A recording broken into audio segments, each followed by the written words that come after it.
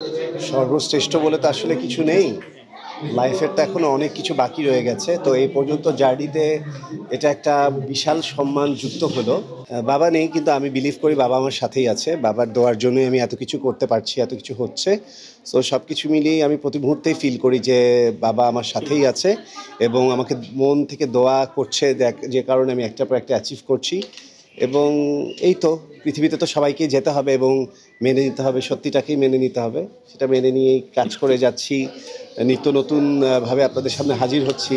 আজকে যে অ্যাওয়ার্ডটা পেলেন এবং যে সম্মানটা পেয়েছেন, এটা কি আমরা ধরতে পারি যে জীবনের সর্বশ্রেষ্ঠ সম্মান? সর্বশ্রেষ্ঠ বলে তো আসলে কিছু নেই। লাইফের তো এখনো অনেক কিছু বাকি রয়ে গেছে। তো এই পর্যন্ত জার্নিতে এটা একটা বিশাল সম্মান যুক্ত হলো। মানবাধিকার প্লাস বারেট ল, বাংলাদেশের সমস্ত শ্রদ্ধেয় আইনজীবীদের একটি সংস্থা, যেটা হচ্ছে হিউম্যান রাইটস অফ লিডারশিপ। সেই হিউম্যান রাইটস অফ লিডারশিপের দায়িত্ব দেওয়া হয়েছে আমাকে as a brand ambassador. So এটা ডেফিনেটলি এটা আমার জন্য অনেক বড় সম্মানের এবং অনেক দায়িত্বের, একই সাথে চ্যালেঞ্জের। আমি কতটুকু করতে পারবো জানি না, তবে আমি চেষ্টা করব। এই যে আপনি এই যে সম্মানগুলি পাচ্ছেন, এইটা নিয়ে তো জানতে চাচ্ছি যে জীবনের শ্রেষ্ঠ দিনগুলিতে আসলে আপনার বাবা নেই। যদি আপনার বাবা থাকতো। বাবা নেই, কিন্তু আমি বিলিভ করি বাবা আমার সাথেই আছে। বাবার দোয়ার জন্যই আমি এত কিছু করতে পারছি, এত কিছু হচ্ছে। সো সব কিছু মিলিয়েই আমি প্রতি মুহূর্তেই ফিল করি যে বাবা আমার সাথেই আছে এবং আমাকে মন থেকে দোয়া করছে, যে কারণে আমি একটার পর একটা অ্যাচিভ করছি।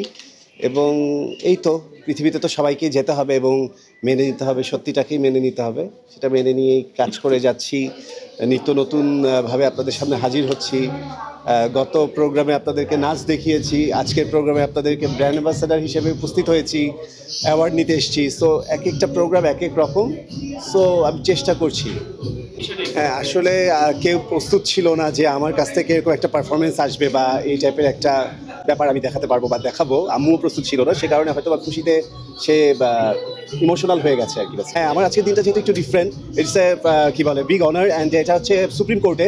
সো ডেফিনেটলি আমি চেষ্টা করেছি যে আজকের দিনে আমার মাকে নিয়ে এই সম্মানটার মুহূর্তটাকে সেলিব্রেট করতে।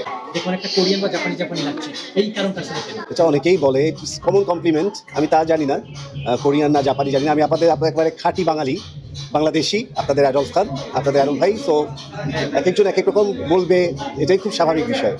আমি তো বিভিন্ন রকমের ফ্যাশন করি।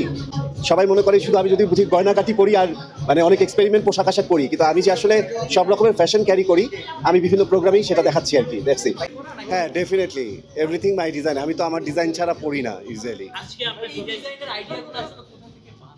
আমি একা একা ভাবি যে কি করব, কি বানাবো, কি পরবো।